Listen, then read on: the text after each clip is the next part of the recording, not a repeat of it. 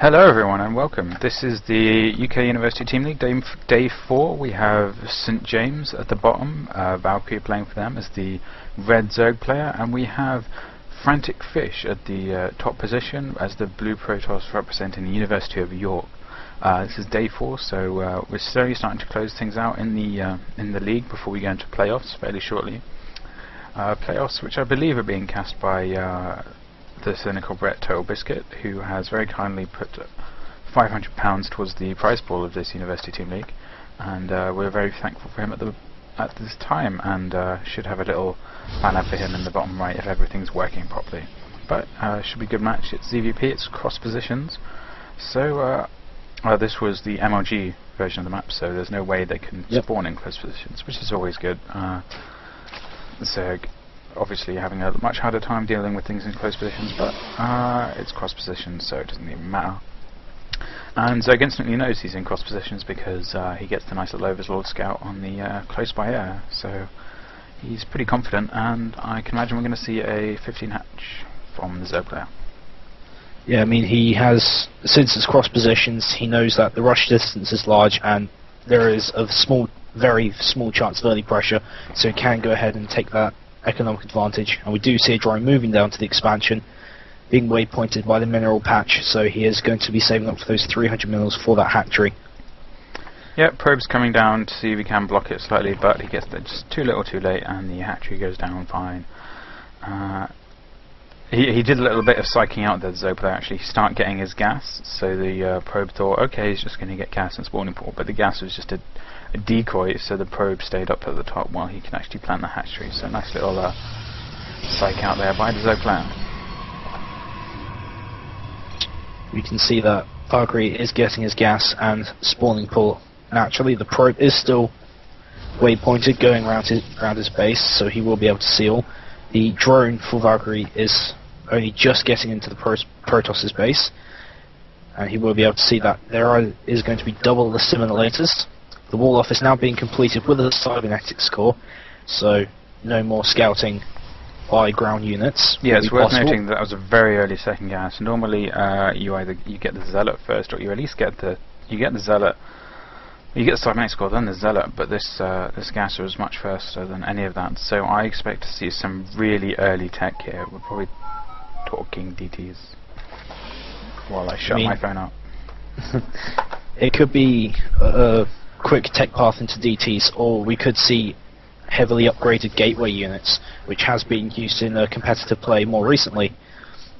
I mean, Adele Scott has been using that a fair amount, and it's proven a huge success. You have to bear in mind that the gas being before the cybernetics core means it's probably not going to be any sort of reasonable overall gateway units warp gate rush, because the warp gate has actually been delayed in order to get that second gas.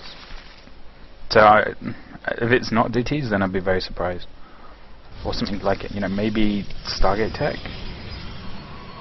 But I mean, at the moment, just because the cybernetics core was late and he's not building another stalker, well, he's just started building another stalker. This drone is going to get a whole load of scouting info, because there's just no way Protoss can realistically take it out. And it's just me. So the St James player, Valk, from he's from St James. He also plays on the Yo-Yo Tech team, which makes him awesome. He's just droning up quite handily. Although I mean, he's slightly below on harvesters because obviously the expansion puts him behind slightly earlier, but he gets the opportunity to drone up as he's making 8 drones. This is useful. And as we talk, and speed is finishing, Stalker is out, but this drone is not dying. And if you can look at the Protoss, he is floating 500 gas. He just dumped 100 of it in something, and you called it. Stargate is going down for Frantic Fish, so we could see some Phoenix harassment or straight into Void Ray play. But this was so late. I mean, look at his money right now. This early gas from him really isn't paying off, unless he was to just mass sentries at this point. Okay, warp gate has finished, but he's only on 2 warp gates. I really can't see what feasible situation this serious amount of gas is going to pay for itself in. I mean, he's about to hit 600 gas, and we're only 7 minutes into this game. 7 in-game minutes. I mean, we could see more Stargates being put down for him, but at the minute he is going to expand, so I'm not entirely sure what his... Is he going to expand? Yes, he is. Well, so I'm not entirely sure what his strategy is with all this gas. I mean, the Void Ray is coming out into the field, but there's no Forge for upgrades. He's not sinking his gas into a huge amount of sentries. Yeah, Zerg saw the Stalker down at the front, so this is why he's floating the Overlord in, getting the key scouting info. Protoss has not responded yet. Here we go, here's the Stalker, but he should really bring the sentries out. He really does not want this Overlord to see the tech pattern he's going. I mean, bad luck for Valkyrie, he's actually flying the wrong way. A couple of sentries in for the Protoss do disguise the fact that he is going Void Ray. Oh, this Void Ray is nearly scouted by the Overlord, but at this point I can't really see too much of a problem Zerg's going to have from this. I mean, there's only one Void Ray. Yeah. I'm really not quite getting to grips with the build that the Protoss is doing here, and he's actually seriously supply blocked as well. He's 50 and he's only just putting down the pylon. Zergling runs in, sees the Nexus. Now, this Void Ray is not doing anything, which I really don't like. Maybe it's just going to wait until Zerg tries to take a third and try and block that, but the moment, although I guess the moment that Zerg sees that Protoss is going to Void Ray expand, he's just going to make a bazillion lings and run them into the natural. I mean, the Zerg has already gotten his third up at the gold, and Frantic Fish has absolutely no vision on it. I mean, he doesn't know about the Evo chamber or the Baiting Nest which is coming. His scouting and information is fairly far behind, but the same could be said for Valkyrie. Well, not really. I mean, Valkyrie knows there's this expansion up, which means that he's not going to expect a massive army or necessarily DTs to just come marching across the map. But you'd really think if Protoss had this Stargate, you know, you'd think he'd just get a Phoenix to get some scouting info about, you know, just to see what the Zerg is doing. Zerg is going really heavily. Actually, Zerg. Very nice by Zerg player. We're going to see these two Overlords. Speed just finished. They get these Zerglings on the far right hand side. They're going to morph into Banelings, and they're going to come up and just bomb this probe line. And at this current point in time, I can't see Protoss dealing it with that well. You know, if the Void Ray was there, if the Void Ray had been left there, then this would be absolutely deterred. But I see this doing a lot of damage as we have another massive group of Banelings being morphed. In the middle of the map, which I'm going to do so well because there are so many force fields there, so the Protoss is quite on top of that. But it's just going to have to be distraction as these Banelings are going to get dropped into the middle line. I think this is going to be a two-pronged attack with the Overlords going into the middle of the line, pulling Frantic Fish's forces back. Then he's going to shove all the Zerglings and Banelings in the front. No, I think he's just going to attack straight in the middle and then bomb with the Banelings. You just don't want him to run his probes. You don't want him looking over here. And see, he's not running his probes, so they're all dead. And these Banelings being dropped on the sentries. Ooh. Really great play by Valkyrie, and this is a good game. Absolutely devastating. These Zerglings are going to chase these Stalkers all the way up, trying to nibble at them. Getting two, can they take the last one? No more Warpins are being in. The main economy of Frantic Fish has been absolutely decimated. The Zerglings are still in the base. Zerglings are trying to be warped in to deal with these Zerglings. The Phoenix is now out on the field, but in my opinion it's too little, too late. The Zerglings are just having complete free roam. Yeah, a very impressive build there by Valkyrie. You can tell he's practiced it well. He executed it without a problem, and Protoss is in so much trouble. And good game. GG. Cool. So St James go up 1-0 to York. Just a reminder to people, this is a best of 5 series. Oh, it is? Hmm? It is? I thought this... It is. Okay. Well, that's what the brackets say. 21st of May. Are we in the playoffs then? Yeah, 21st of May, round of 16.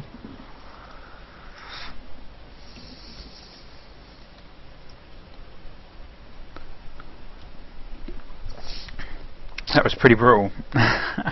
Poor Protoss. I mean, with that double assimilator, I would have expected him to put down put down another Stargate at least, and pump out 3 or 4 Phoenixes just to start scouting around the map and trying to pick off Queens and drones. Yeah, I mean, it's obvious that it's not really, that wasn't what he had in mind. But I think if he wants to, if he does listen to this and he wants to like improve his build for next time, he really needs to consider not delaying the cybernetics core and getting that stalker out just to kill a drone so he can plant that Stargate faster. Because you're pretty much just assuming that the Zerg is going to be really lazy with his drone and just let it die to something that isn't faster than it. And Valk didn't, and as a result, the Stargate went down when the Protoss player had 650 gas or something ridiculous like that.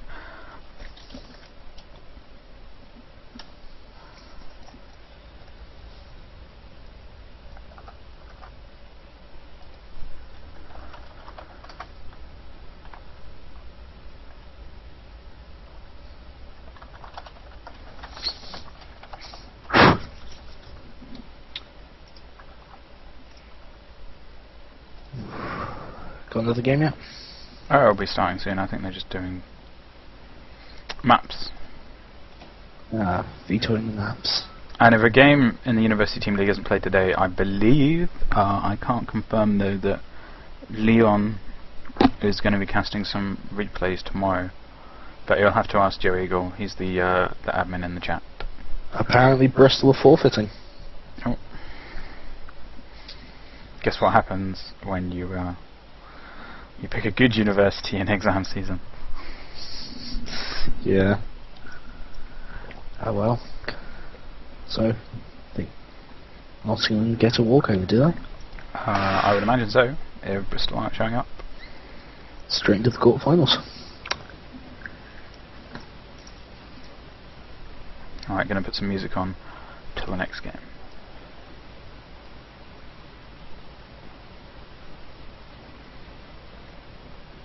If it will start.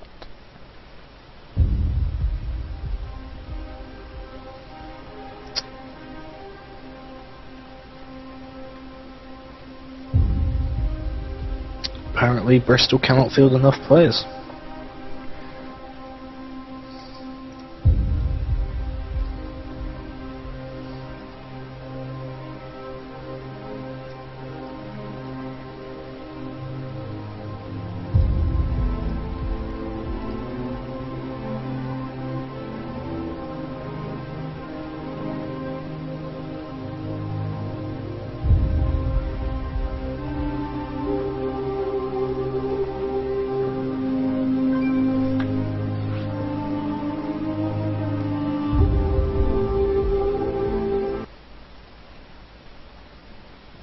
Alright, here we go. Join me.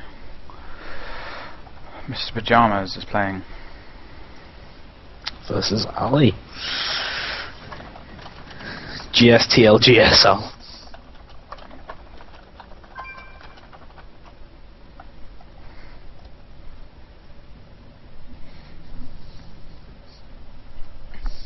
You know, sometimes I think they just change faces of cliffs just so they can slap on names onto it. Just to get some branding. Did you watch the finals of the GSTL? Yep. Oh my god, that was so tense, it was ridiculous. It's pretty awesome. I mean, you know, props to Slayer winning it, but I thought MVP could have taken that. Yeah, it was very close. And here we go, TVT. What race do you play? Zerg. Oh. Guess we're out of luck then on this one. No, No, I did. TVT's all good. I played Terran when I first started. Yeah, I played Terrans a bit as well. I've seen enough Terrans, it should be fine. Do you want to do the intro? No, you don't. You always do the intros. I'm terrible with intros.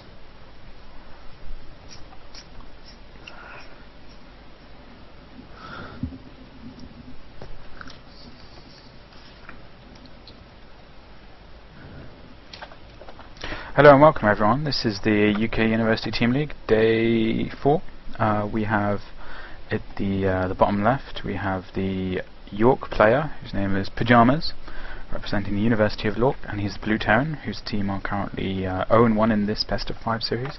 And at the top left we have Ali, the Red Terran, who represents St James, who are currently 1-up in this best of 5 Pro League format series. So it's not winners stays on, it's you just send out different players, and then I'm not sure if you have an ace match or not, but we'll find that out. We've just hit the playoff section of the tournament, so teams are playing to stay in the tournament now. There's stuff on the line rather than just the earlier league positions. And do you want to take this away while I have to swap the overlay because it's being annoying? Yeah, sure. This is like I mentioned in the previous game, this is a best of 5 series with St James currently up 1-0. And we already, even though it's a mirror matchup, we do see slight changes with Ali putting the supply depot at the choke of his main, with Pyjamas putting his in his base. So Pyjamas has no intention of walling off, sending his SCV out to scout. Ali has, like I said, put his supply depot down. Ali's now placing his barracks, so he is intending to wall off against the Terran. So he is probably up to some sneaky tech building. Fast battle cruisers, maybe? We never know, people. Yeah. No, it's always interesting to wall off. Though in TVT, can't be quite sure. He obviously wanted to deny scouting, but that's not going to work because the Pyjamas player, the player in Pyjamas, scouted him first off, so he's going to get in before that wall finishes. And it did cost Terran a little bit to get that wall. You know, he had to put the supply depot down a bit before he actually needed it, which means his gas is going to be slightly later. And well, he's not even trying to get the gas. Oh, and the SCV is sniped off by Pyjamas, delaying that supply depot. That was just sneaky and cruel. And Ali is building another supply depot. Seems like he's putting all the supply depots out in the front of his wall, so whether he's going to expand quickly, he does have close to 400 minerals, yep. So he may be expanding, but there is a danger of having all these supply depots out front. I mean, they're vulnerable to hit and run attacks and potentially supply blocking you. Do you know what league this guy is in? Apparently this is Diamond versus Bronze, but I'm not sure which way it goes. I think I'm just gonna go on a hunch here, but I think the red player is Bronze. I'm just gonna throw that out there because well, okay. there is no orbital command going up, and he has 18 out of 35 supply. But you know, I don't discourage any lower leagued players from trying to partake in these kind of tournaments. It's all tournament experience. It's something every guy could do with, no matter what your level. We can't tell them whether we can or not. Anyway, no, we're not. No, it's just banter. It's fine. Yeah. But yeah, I'm gonna assume Ali is Bronze. Anyway. Okay, so onto the game. There is a Banshee coming out. Cloak has not started yet because he hasn't quite got the gas for it. All the minerals. Well, yeah, but you generally just save up for that when you just have to stop producing SCVs for a second. There we go. Pyjamas is diamonds and Ali is bronze. Yep. But yeah, as I was saying, it's all good tournament experience, and you should never not partake in a tournament because you feel bad about your rank. Because believe me, there are even Masters players that get nervous in tournaments, and if you get all the way to Masters and you find you can't play in tournaments, well, what was the point of getting to Masters? Anyway, extremely mineral heavy build from the Red Terran player. He's only now getting his gas, but here the Banshee is out. Cloak is about a third through. He's just gonna come out halfway. Yeah, he's just. So he will be able to do. Sorry. He's just going to do some harass with this and back off when he sees Marines to come back in when he has Cloak. Now the problem for the Red Terran player is because he hasn't made his command center into an orbital, he actually has no scans, which means he has. Okay, he's putting a turret up. But it's in the completely wrong position. He's going to do complete devastation. And we already look 7 workers killed by Pyjamas, 8, 9. Orbital is now just being morphed for Ali. 11 workers have been killed, and now the workers are being pulled off around the turret. But in all honesty, the damage is done. Although he does have an expansion up to pull those SCVs back, but he may. Can he avoid this turret? No, he pulls back as soon as he sees it. Yeah, here comes the second Banshee. Third is in production. And go check that out. But they're in detection range of the missile turret still, because Your detection range is longer than the range you can actually shoot. Oh, but Banshee nearly gets taken out by the turret there. Escapes with 14 HP. Bit of a tongue twister there. Oh, here we go. So Ali remembered to make his command center into an orbital command. And if we look at the hardest, it's 11 for the red Terran player and 27 for the blue. So I would say blue's ahead. Indeed, we see that the command center is being built on the base of Pyjamas, so it looks like he will morph that into an orbital just to shift that somewhere else on the map. Mule has been taken down. This battery is going to do more harassment, and it looks like Ali is not going to bother. I mean, that's barely mining as it is, so he's not going to expend Marines towards it. He hasn't put a missile turret in the back of his expansion's mineral line, which is potentially fatal. And we see that Pyjamas is going to hammer on these supply depots, trying to supply cap and lower the supply rate of Ali, preventing his army growth. We do now see Marines are being pushed forward, but they do not have stims, so they won't be able to catch this Banshee, and it manages to take off a cheeky shot and kill that supply depot. Cloaks and starts to take on these Marines as well. Ali does need to scan to pick this up, but it doesn't look like he has any intention to. These Marines are just going to get absolutely whittled down. Yeah, the problem is he's spending all his... I mean, once he got the orbital command, he's just spending it on mules because he lost so many workers, which is pretty counterintuitive at this point. And, you know, these Banshees are doing a number. Ali's like, screw this, I'm going to attack. But Ali actually has no idea where Pyjama's base is. He never got the initial scout out to see, so these Marines are going to go wandering. They're going to go to the bottom right-hand first, and then go on a little journey, searching for the one Terran base. But yeah, Pyjamas, he realizes it's so far ahead, so he can just continuously make Banshees at this point. Obviously he's getting a really good scout off in the Terran supply barracks has been taken out by that Banshee. 8 kills on it so far. Yeah, Banshee runs out of energy, but it doesn't really matter because the Marines are in the middle of the map, and he's going after the the missile turrets are in absolutely no position, and this mineral is going to be absolutely decimated by this Banshee. Oh, Pyjama's giving a bit of a cheeky smile there. Oh, here we go. These Marines are going to push forward to try and take on the forces of Pyjamas, but they just walk straight into the... Oh! I would hate to be the janitor of Pyjamas armies, having to mop up that. I think he'll be alright. I think he'll manage. Anyway, in this game, this Banshee is continuously just destroying. He's only got 17 kills, it's all good. And here come 4 more Banshees, 1 with 12, 1 with 2, and 2 with 0. So, the red Terran has 8 harvesters compared to 40 for the blue Terran.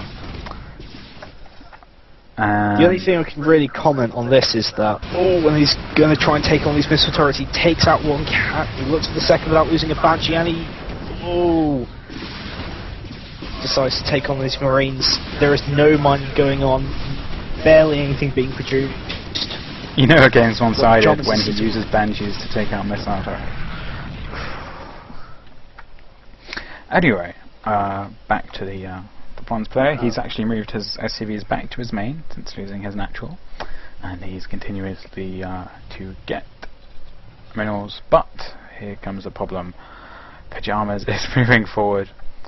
Okay. Even bringing him in a mule to supply these to defend these Banshees? Dear God, mule power!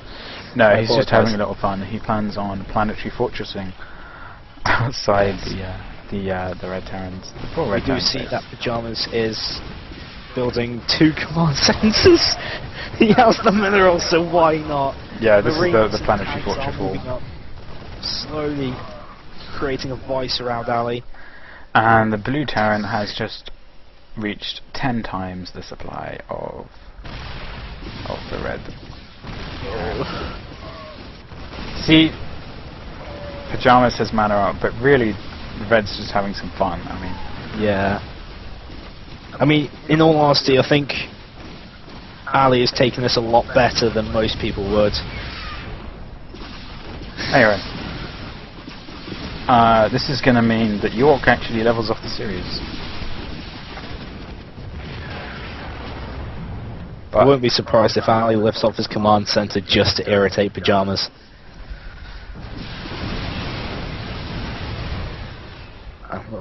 Wow. It's strange that they decided to field him. And this command center's going to go, and there's only a missile turret left, and these SCVs carrying the corner. He was defeated. Destroyed. Anyway, apologies to all the stream viewers who expected a game out of that one. We will get normal programming will resume shortly. So that's 1-1.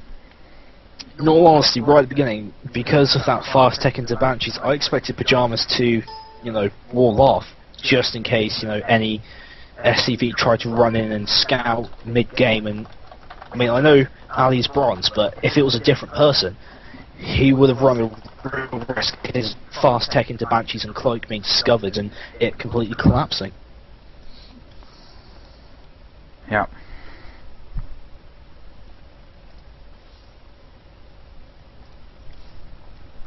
Anyway, it was bronze versus diamond. What do you expect? We'll get the third game underway pretty shortly.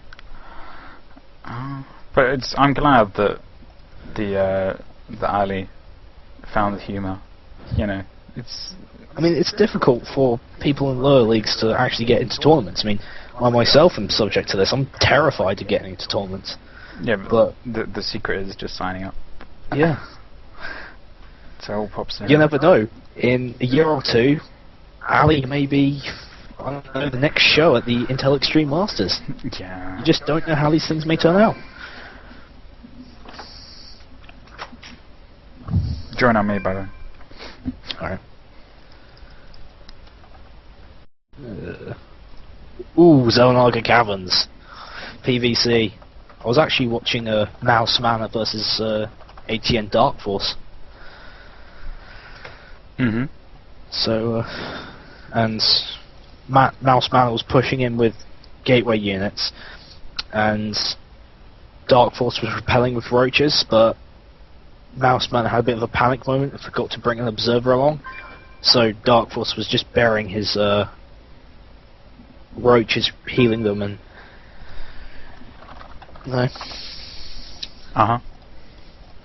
so I would expect to see Roach Hydra play out of Giga. Do you know what leagues they are? I think Hamster's Masters. Okay, I'll just check. Giga is. No, don't. Giga is Masters. Okay, here we go. Masters versus Masters. Can I get Hamster before the game starts? No, I can't. He's Masters. Alright.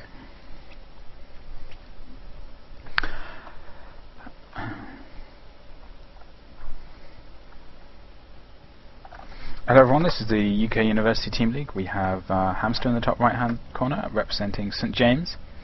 He is the red Protoss, and in the bottom left we have Giga, who is the blue Zerg representing the University of York. And you're going to have to talk about this one because I've got to swap the overlay again.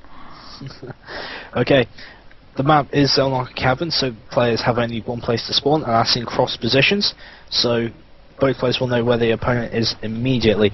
Now, Protoss can apply pressure to Zerg, especially if they fast expand, relatively easy, but again, Zerg can counter with Roaches, which are a very early anti-ground unit, and a very strong one at that for their price and their tech level. Pardon me. Roaches are good against all gateway units, and combined with Hydralisk, it's an absolutely devastating ball. So we could see some cross-side play or Stargate play out of Hamster, if he is aware of that, since he is a Masters League. So he should be aware of the unit combinations which can take down the gateway combined force.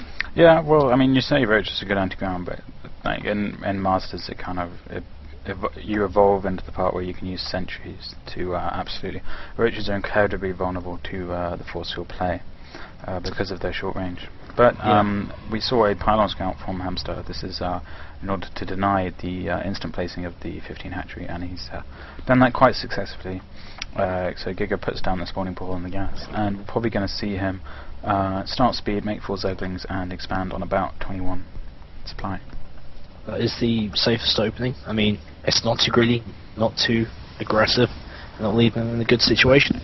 The first 4 Zerglings, 2 will typically be placed, 1 on each Zellenarga tower. The Zergling will be placed at the natural of Hamster, with 1 at the ramp, so you'll know 1 when he moves out, and 2 when his expansion is taken. Yeah, I mean, the main reason you get 4 Zerglings at the start is in case the pylon goes down, you can kill it relatively quickly. And Drone doing a little bit of blocking himself, making sure the Simon score is delayed, and he's delayed it by quite a bit, so Simon score has had to go down in the main. And Drone's going to see that, but the drone is going to die. Oh no, he goes into it. Oh, wow. Gets a gas steal.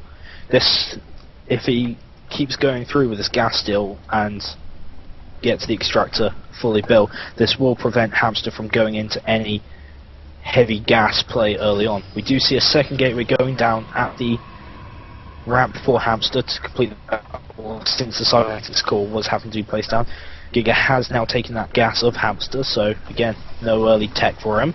Yeah, it's a two-pronged effect, this taking of the gas. For a start, you know, obviously it limits any serious gas heavy play, like we saw with the Stargate in a couple of games ago, but also DTs, which is very helpful. It means you don't have to get the lair that quickly or get the sporkles out per se. But the second thing is, because of this placement of the cybernetics core, Zerg can see how much Protoss is chronoing Warpgate, which gives you a real good idea of what the Protoss is planning, because as you can see now, he's already put 1 chrono on it. There's not too much saved up though, so we're not going to see like a ridiculous 4K out of him, but it really just gives the Zerg peace of mind.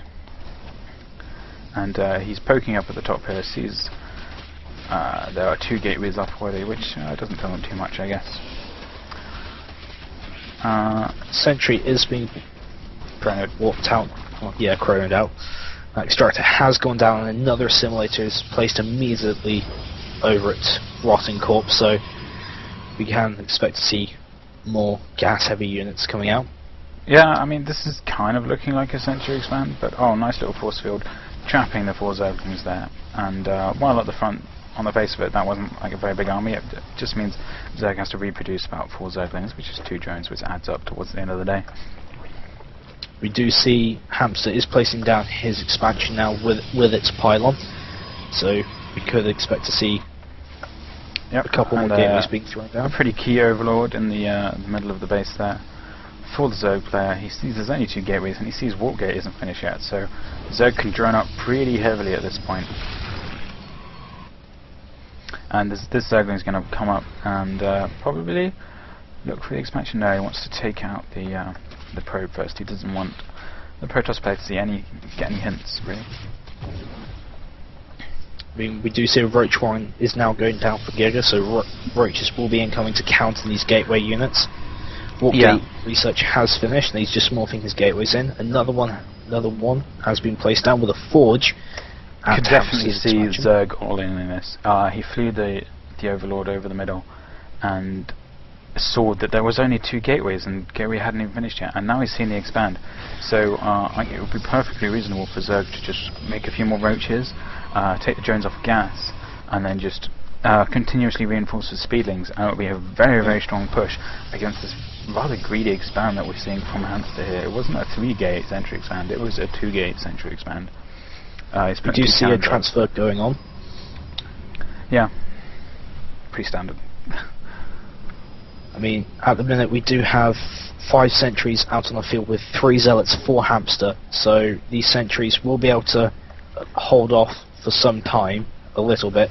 2 photon cannons are just finishing for Hamster, natural, and a hallucinated Phoenix is going out. Yep. Not sure whether that, but it's not how Giga will take that. Is he going to fly over these Zerglings? It sees some Zerglings, but the crucial point is he has not seen the roaches yet. And he's building robot facility. He does have 2 cannons, but they're not going to both be able to block this.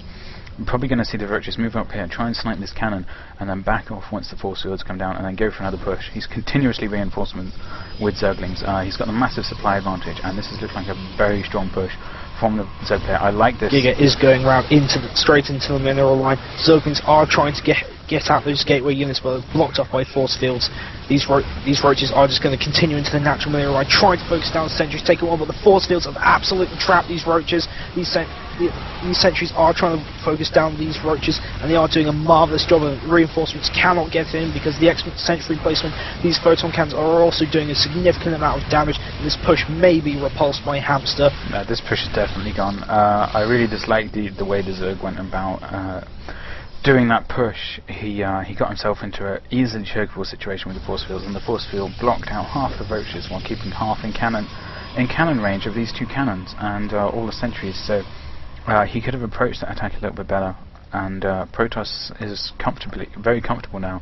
He barely lost it. I think he lost one sentry and some probes, but that was it. Like nothing. Behind this, Giga is taking his third base, second expansion, and we do see two pylons going behind the tall grass, which will prevent any Zerglings or roaches from sweeping around the side and going straight into that mineral line without either pre-advance notice or just deterring it completely.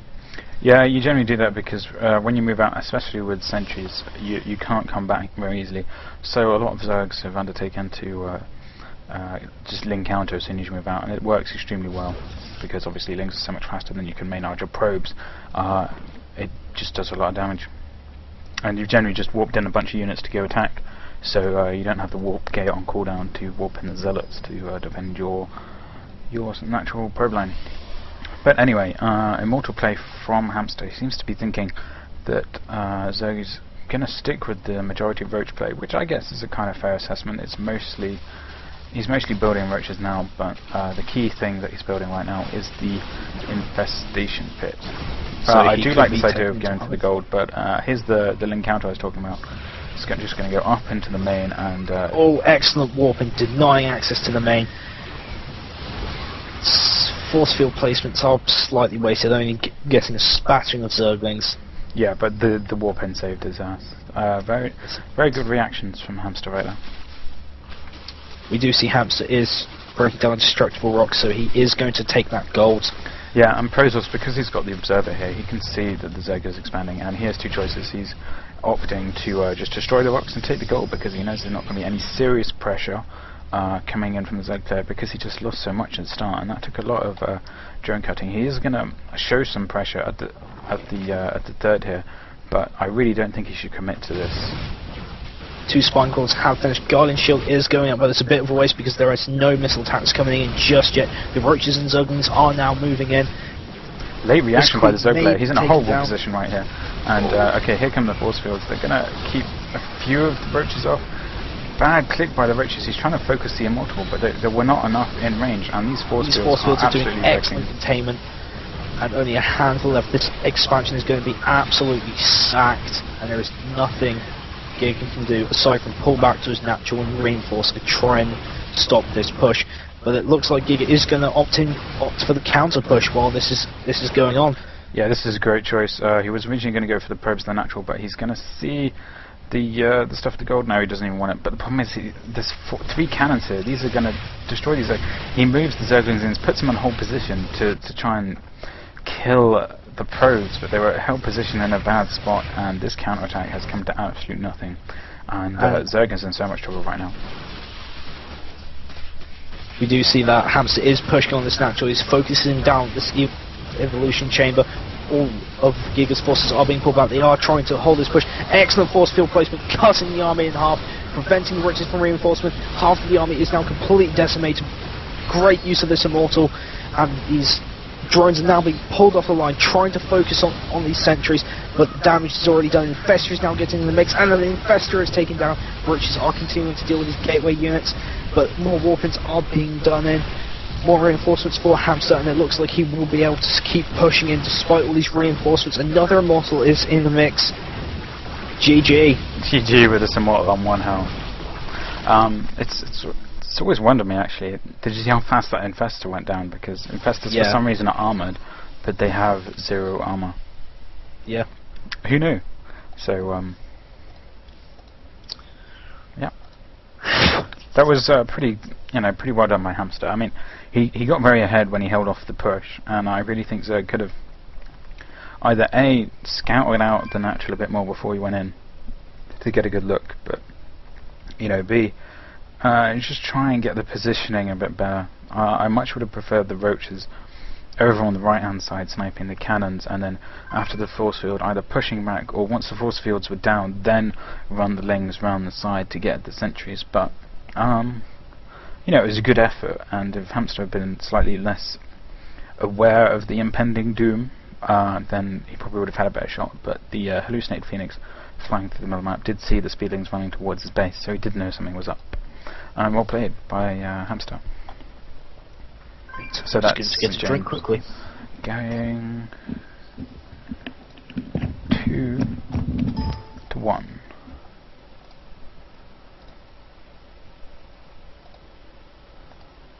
And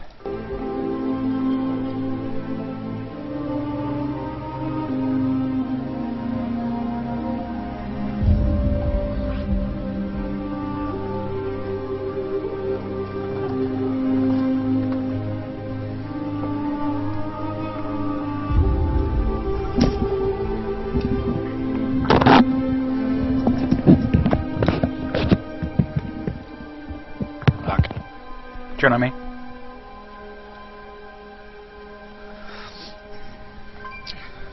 Ah, the validator.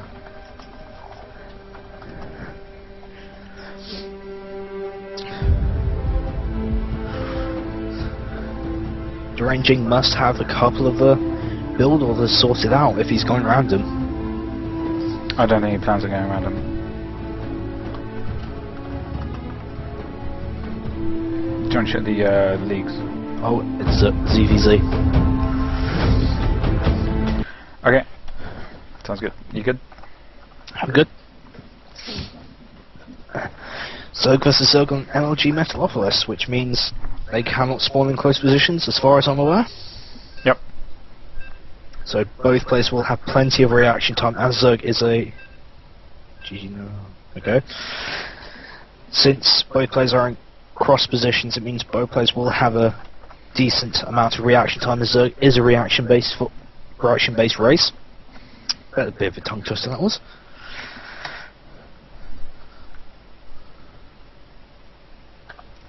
Okay, hello ladies and gentlemen, welcome to the University Team UK University Team League Day 4.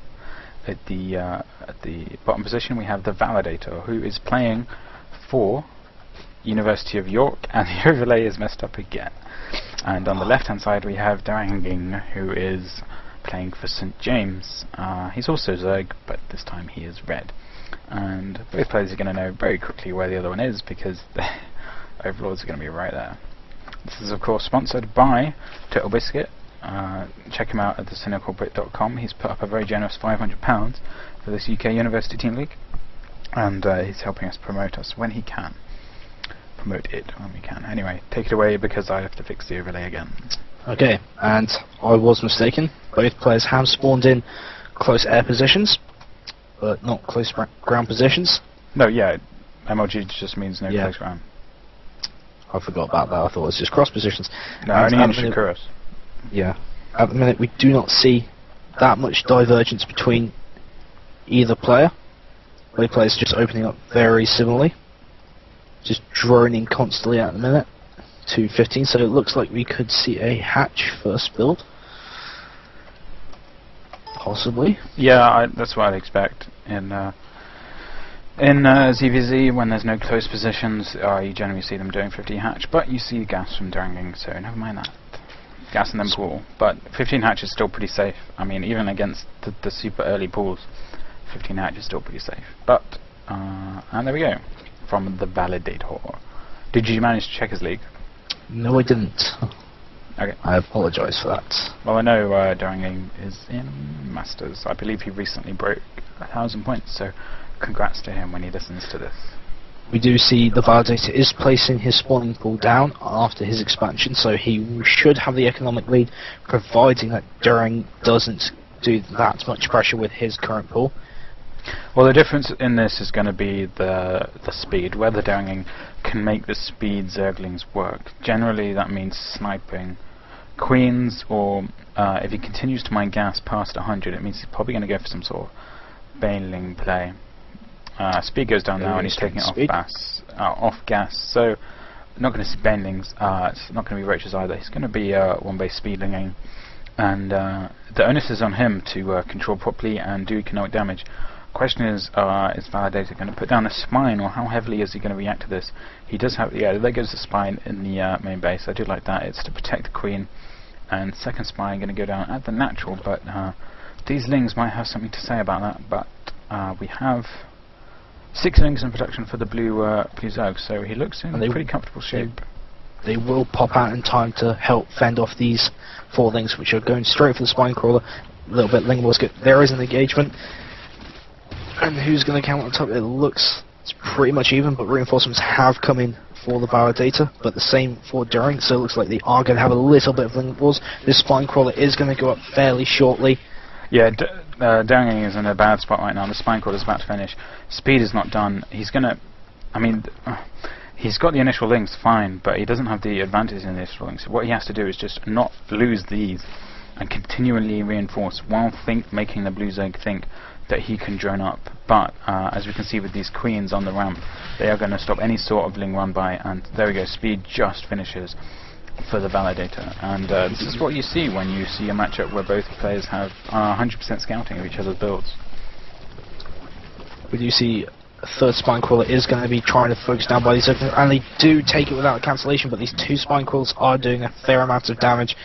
I'm not sure what he can do with these links. These links are trying to take out the spine crawler. No, that was just a miss rally by Daring. Slight carelessness there, but he has given up on trying to do too much damage here. He is droning up, and the thought process in this is that he's made blue produce so many Zerglings and so many spine crawlers, and kept his queens away from injecting at the main, that he can just drone up afterwards, and we'll see how that bears out.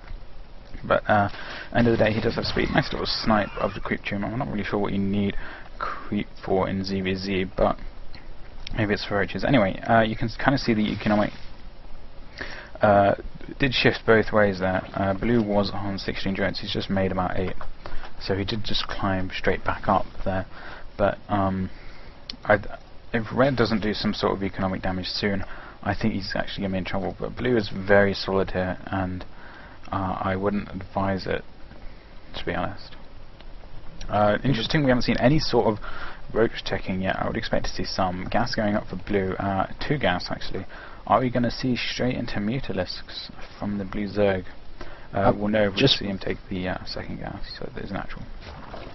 Just before he took those 2 gas, I was expecting him to throw down 4 gas in Spanish style. Yeah. You know, it's just a lot of queens. They're just to block the ramp, to be honest. And it does not really work out for Daring. But at least he's going to stop making Zerglings. I mean, this huge influx of gas the Validator will have, I'm not sure what he'll do with it, either antibiotic boost or throw down a couple, or he is teching into roaches. So with this huge influx of gas, he will be able to field a fair few roaches to start doing a counter push. And as so far, Daring is just continuing to drone up. He has no idea that roach one has been placed down. But he can probably take a good guess. I mean, the moment he comes in and sees these evolution chambers, he knows it's going to be roaches. You generally don't build hydras, and you generally don't. Well, you can get upgrades on your Zerglings, but that's something you tend to save for like ZVD. Anyway, it's kind of interesting. I think that the red Zerg is 57 supply to the blue Zerg's 49, so he's definitely been droning up slightly harder. He's had the economy going, and he is going for the third, and this blue overlord is not quite there to see it. He's actually sacrificing an overlord to come in and try and see. Now, it'd be interesting if he sees the lair. I think he is actually going to see the lair. Yep, he sees the lair morphin.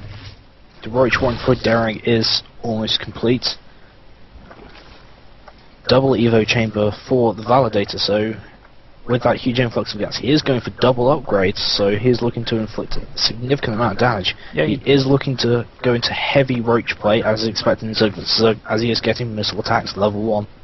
Yeah, he's going for very roach heavy play, but he's not going for speed, so he's going to have a hard time, I'd feel, of doing any like serious economic damage back on the red player. As you can see, there's some overlords dotted along the path. So red is going to know whenever he should threaten, and actually blue does know about the third now. This overlord at the top has seen the third base, which is pretty interesting. And Nidus Worm going down for the blue Zerg player. It's probably going to go in at the top, and the question is whether Danging saw the overlord, which is damaged from something, but whatever damaged it isn't there anymore, which is kind of weird. It's kind of like an X-Files moment. Anyway, back to the whole macroing up thing, and we can see Danging taking a commanding lead at 110 supply to 75 for the blue Zerg, which is pretty surprising for me, to be honest. At the minute, Daring is sitting on a total of 68 workers compared to the 56 of the Validator. Yeah, but that's only like 10 supply. The other 20, 30 supply is in army. But anyway, here comes the Nidus Worm at the top. He just does this so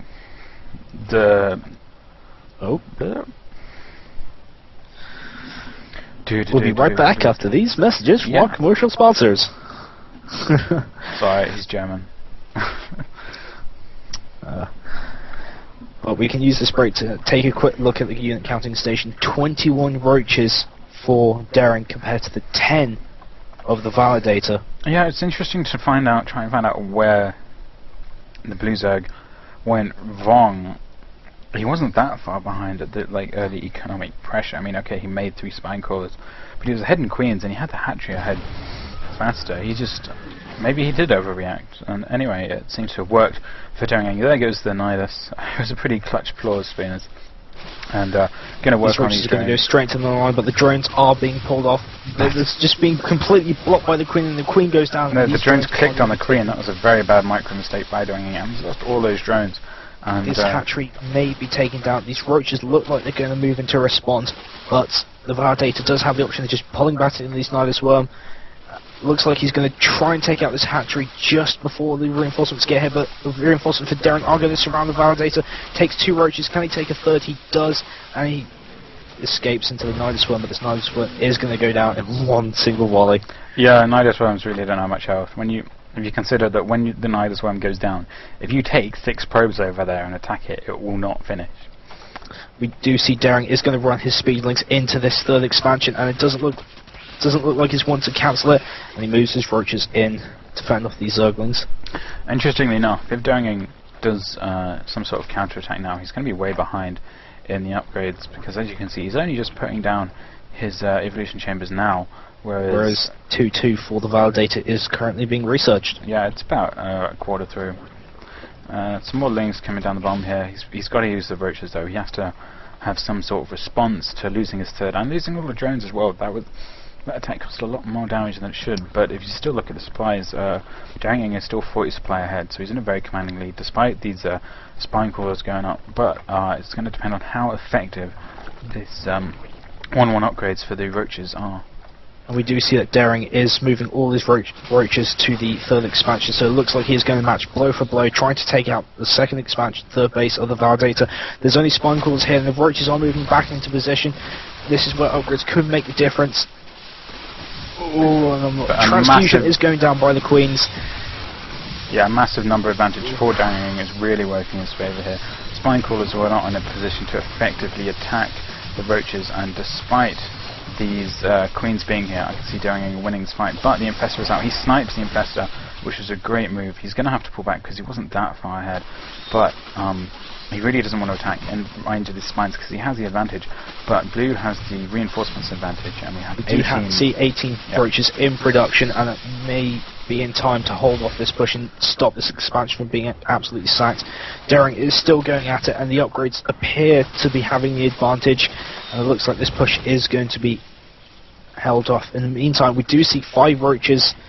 Well, that could have been a miss rally. 5 roaches look like they were going to go and try and do some damage to the natural. Yeah, but I mean, I really don't like going back in here. He's got to be really careful, especially because the Oversid popped. Anyway, he's backing off now. Anyway, now the real damage there was sniping the Infestor. That was a really good play. We've got a Nidus Worm going down for Deranging. So the question is, where is he going to attack with it? That's pretty interesting. Anyway, now the difference is Infestors are in the game now. Also, blue is at 2-2. So it looks like Daring is going to pop a Nidus Worm into the steam vents of the Validator's base, as an Overlord has just moved in position. He has no scouting. There is barely anything at his main. His Spine Coils are moving on to the front line. His Roaches are at the third, so this could prove absolutely devastating. It could, but he's also got to be really careful because his Roaches have no upgrades. Blue's Roaches have 2-2, and this is the thing. He's going to attack on the right hand side and draw the army over there when this finishes. And now the Roaches are going back, but these Roaches are leaving the third. Roaches are going everywhere. It's like an ant colony. Deranging has to be really careful about his positioning here, actually. I mean, okay, he has the Infestor, and this could actually win it for him. And it amazing fungal growth has gone down on the Validator's Roaches, completely cutting that size in half. More reinforcements are trying to stream up, but they were being blocked, and it looks like Daring has the superior numbers. 2 Infestors are for the Validator, and they do an amazing fungal growth, but still not enough, and the Validator's forces are being whittled down. All the drones have been pulled off the line. More Roaches are being in production at the main, and it looks like this hive may go down before any 3-3 upgrades can even start. There goes the hive. The Validator is pulling back, and GG! Wow, I'm actually surprised at that GG. I mean, the supplies weren't that different. It was 124 to 148. He did have the T2 upgrade. I mean, maybe he didn't check during his Roaches, but whatever. He chose to GG. He felt he was in a position that he couldn't quite come back from, and that's 3-1 to St James. So I believe that means they take it. Yes, indeed they do. This is a best of 5, so St James have taken this, and they do move on to the quarterfinals, which is being played next week at the 28th of May. So congrats to them, congrats to Deranging for, despite his early build not doing too much damage, he really did kind of climb back in the macro advantage, but at the same time he didn't get the upgrades, which kind of cost him when he did the big attack down at the third. But with the Nidus Worm and the attack on the third base, I don't know if you saw it, but he actually went back in at the third base, and went to try and snipe that hatchery, but it kind of overcame the fact that the 2-2 Roaches were out-upgrading his, and the Infestors weren't in the right spot in his main when he really needed them, so the first Fungals went to Deranging, and meant he was able to take the game, so congrats to him. And